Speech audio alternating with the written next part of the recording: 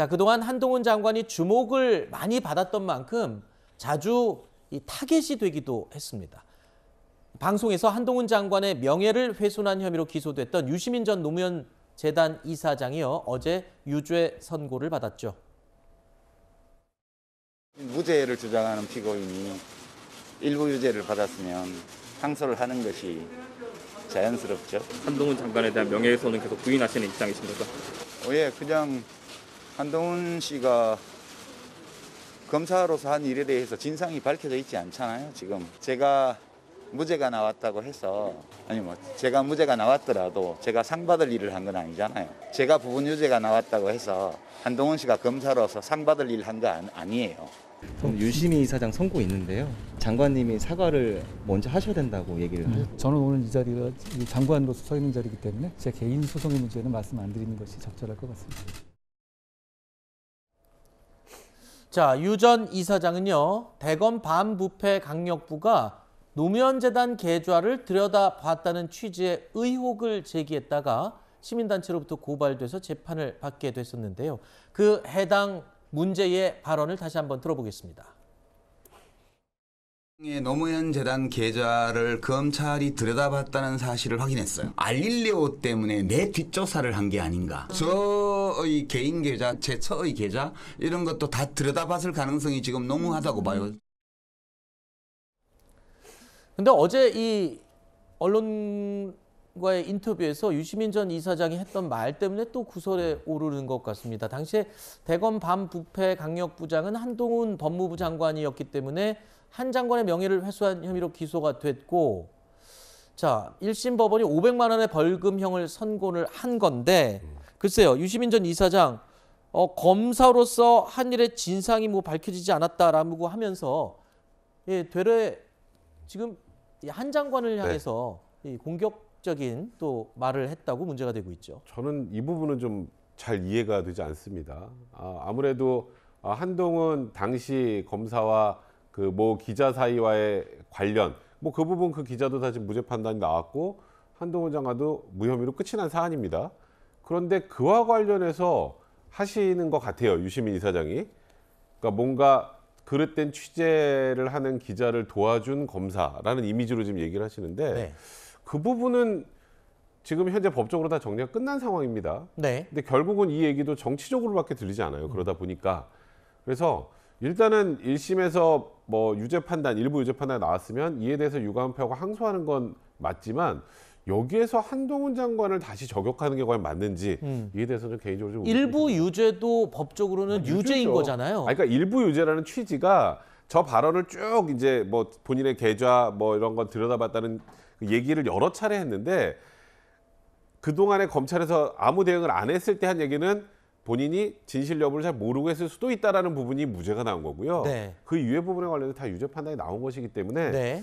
모르겠습니다. 또 항소심에서 어떤 결과가 나올지는 좀 지켜봐야겠습니다만, 일단은 이에 대해서 지금 피해자라고 되어 있는 한동훈 장관에 대해서 저렇게 저격성 멘트를 하는 게 맞는지에 대해서 좀 의문이 듭니다. 네. 지금 유죄 판결을 받고 나서 한 말치고는 지금 좀 문제가 있지 않냐는 지금 지적을 해주신 건데, 사실 그 해당 발언을 한 부분에 대해서 유시민 전 이사장이 공개적으로 사과도 했어요. 그렇죠? 사과문도 공개하고 사과를 했던 일에 유죄가 나왔습니다. 그런데 그 부분에 대해서 사과를 하고 이 피해자인 한동훈 장관에게 미안함을 표한 게 아니라 오히려 지금 공격을 해서 지금 문제가 되고 있거든요. 네, 뭐 한동훈 장관에 대한 의구심이나 이런 거는 뭐 가질 수도 있다고 봅니다. 나중에 이제 고발 사주 의혹 그걸 통해서 밝혀진 바로 그 당시 사건 직후에 이제 뭐 한동훈 검사장하고 뭐 손준성 검사하고 또 권순정 대검 대변인하고 같이 이제 단톡방을 만들었다, 이런 부분들은 좀 의심을 할 수 있는 부분이겠죠. 근데 거기에 대해서 분명하게 밝혀진 사실은 없는 것이고, 의구심이 남았다면 이제 별도로 제기는 할 수 있겠지만, 그러니까 별개의 문제인 거죠, 그거는.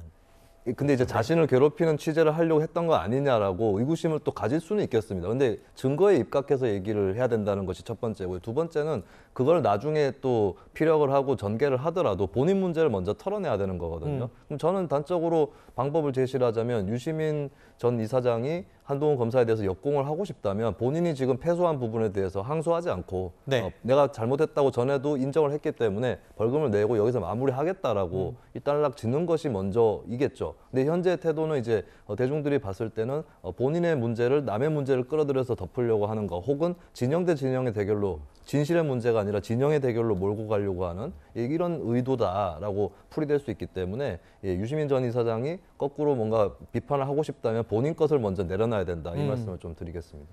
잘못한 거에 대해서는 명쾌하게 사과를 하고, 그리고 또 본인이 또 억울하거나 이 공격을 하고 싶은 부분이 있으면 그 정리를 다 한 뒤에 별개의 또 문제 제기를 하는 게 순서가 아니겠냐라는 게 이제 두 분의 공통된 의견이었습니다. 자, 이렇게 해서 재판이 끝난 것이냐? 그런 건 아닌 것 같습니다. 이번엔 형사 재판이었고요. 민사도 남아 있습니다. 한동훈 법무부 장관은 이번 이 형사 재판과는 별개로요, 5억 원 상당의 손해배상 소송도 제기한 상황인데요. 한 장관은 고소 취하 가능성을 일축했습니다. 2년 반 전에 조국 수사가 시작됐을 때 유시민 씨가 갑자기 제가 자기 계좌 추적을 했다는 황당한 거짓말을 하기 시작했습니다.